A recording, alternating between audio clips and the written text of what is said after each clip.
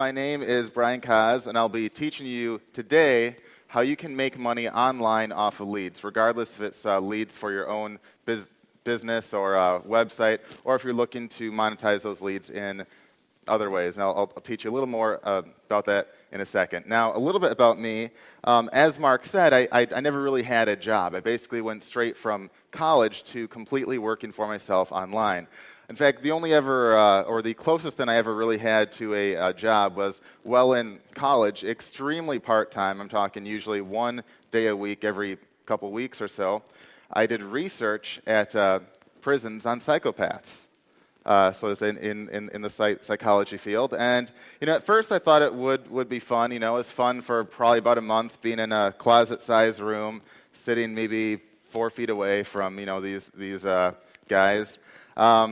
But yeah, after a month, I realized that wasn't really something I wanted to do, as fun as that was. So while I was in college, I started to just play around online. And I wasn't really trying to make a lot of money at that time. I was hoping to make maybe a few $100s a month, just for basically spending money. But after a while, I tried a variety of different niches and markets and so forth, and I always seemed to have the exact same problem. And that was I could never get enough traffic or leads of people looking to buy my products or services. So one day, I got the idea, well, gee, I'm really doing what everyone else is. I'm waiting for the leads to come to me. I'm trying to get ranked in Google. I'm trying to do PPC and so forth. I'm trying to wait for people to come to me. Why can't I go to them? Why can't I find leads currently out there online already looking to buy products and services that I sell? So I did a little test in about 24 hours' time in just one of my markets. Spent hours upon hours upon hours finding just a couple leads of people that I thought were looking to buy a product that I had. And in about 24 hours' time, I actually made $1,500. Keep in mind, at that time, I was happy making, $300 to $500 a month or so. So making, $1.5K in one day when you're in college was really, really exciting.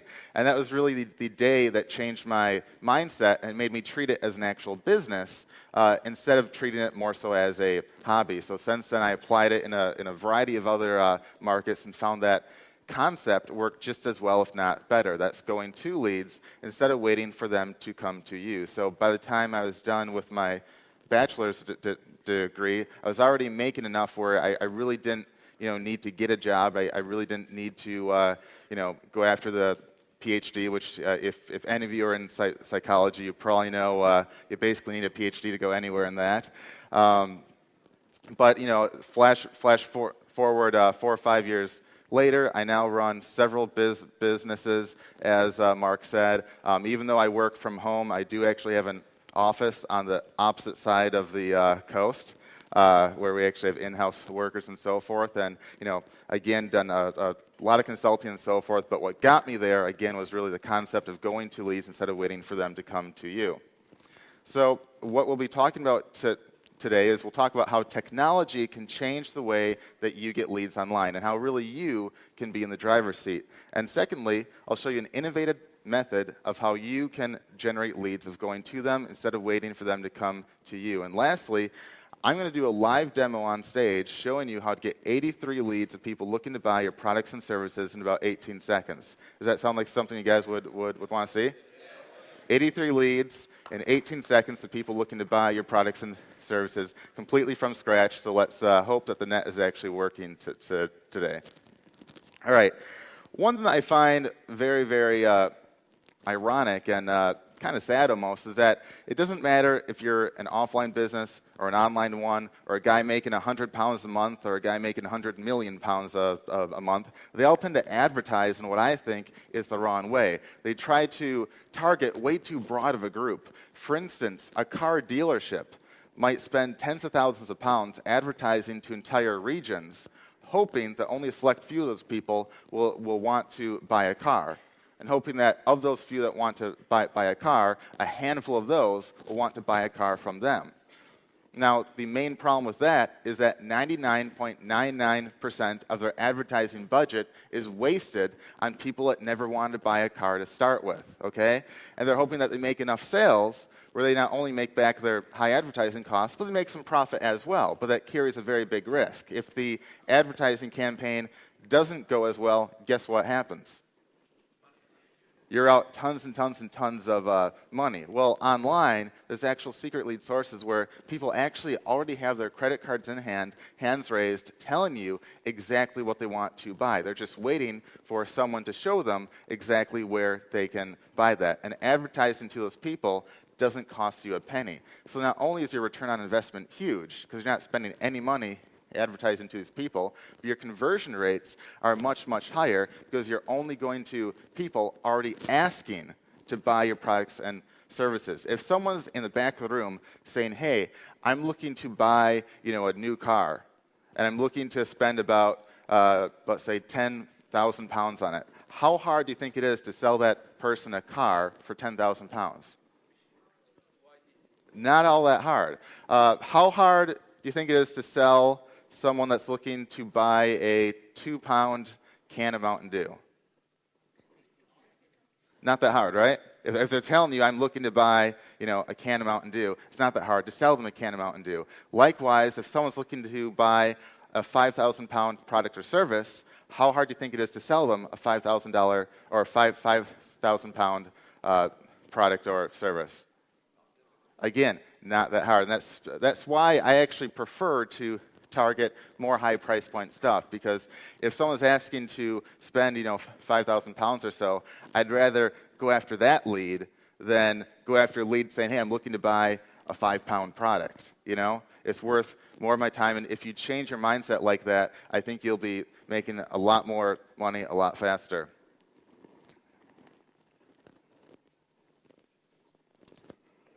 So we all most likely know that there's a lot of money in leads, regardless if you use those leads for your own business, or if you're looking to sell those, or if you're looking to monetize them in different ways. But really, I break it down to 4 different main ways of making money off leads. Probably the most obvious way is you can sell your own product or service, duh.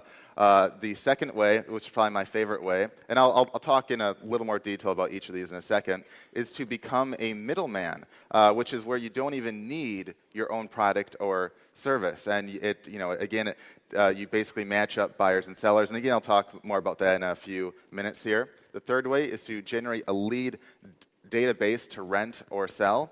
And lastly is to become an affiliate or send CPA offers, which stands for cost per acquisition or cost per action. I'll talk a little bit more about that in a few moments. All right, the first one of these 4 is if you have your own product or service.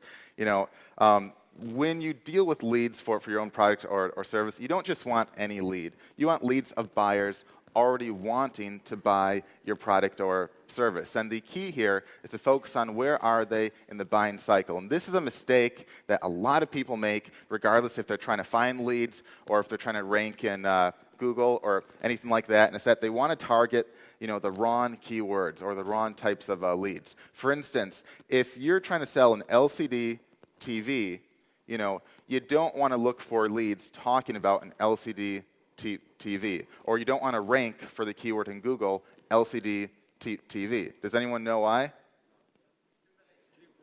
Not only is it incredibly competitive, I mean, you're competing against, I think, hundreds of millions of people, but at the same time, it's way too broad. You don't know if they're doing research on one. You don't know if they want to buy one. Even if they do want to buy one, you don't know if they want to buy one online or offline. You really have no clue, and you're wasting a ton of time and a ton of money trying to go after a really large group, but a group that isn't really specifically looking for your product. Whereas on the flip side, you could target a keyword like cheap LCD online, or you could target terms like a specific model name or specific size. Whereas the competition at sometimes is zilch, but there's people online actually looking for that stuff. Now, granted, you won't get thousands and thousands of people each month saying, I'm looking for a Sony 42-inch, specific model name here, blah, blah, blah, blah, but you don't need thousands and thousands of leads to make a lot of money. Especially if you have an affiliate link, you could be making a nice cut per sale where even a dozen or a few dozen or a few hundred leads a month can be worth a lot of money. In some markets, even one lead a month can make a full-time income. In some other markets, even one lead a year can make a full-time income. Okay, so again, you got to change your mindset, narrow down your focus, and focus on people already at the end of their buying cycle. And again, you don't want to wait for leads to come to you. You want to go to them, especially when we're talking about high price point stuff. And I'll show that off in a little bit. Now, this next one, this is probably my favorite way of making money off of leads, especially if you have no product or service or anything like that, and that is to become a middleman. And basically what that entails is it's where you team up with any type of service provider or product seller. Again, you don't even have to have your own product or service, and you simply link buyers and sellers. For instance, let's take the services one, which is a really fun one because there's a lot of money there. You could team up with any type of service provider out there. Maybe it's a web designer that makes websites. Maybe it's a programmer that programs. Maybe it's a wedding photographer. Maybe it's a builder that builds. Maybe it's a writer that writes. The list goes on and on and on. You simply find them leads of people looking to buy that type of service. And there's two ways of making money off of that. First, you can either take a cut of the sales, which almost any service provider out there is more than happy to give you a cut if you're bringing them sales. Or you can do what I do and make even more money by simply charging the client several times more than what you can outsource that for. For instance, how much do you think it costs to have a professional quality corporate style website made? I'm not talking about some cheap template site. I'm talking about a professional quality corporate style website made. If you were to go to like an offline firm and get a quote. Any guesses? 15K, 100,000? 20K at least. Well, you guys are right and wrong at the same time. If you were to, let's say, go to your average place offline or even a lot of online places, they'd probably quote you anywhere in the ballpark of 10 to 25,000 pounds. In some cases, even 100,000 pounds or more. And I'll tell you a funny story about one of those later. But when those places go online, when those clients go online, they know they can probably get a little better of a deal because there's more competition online than offline.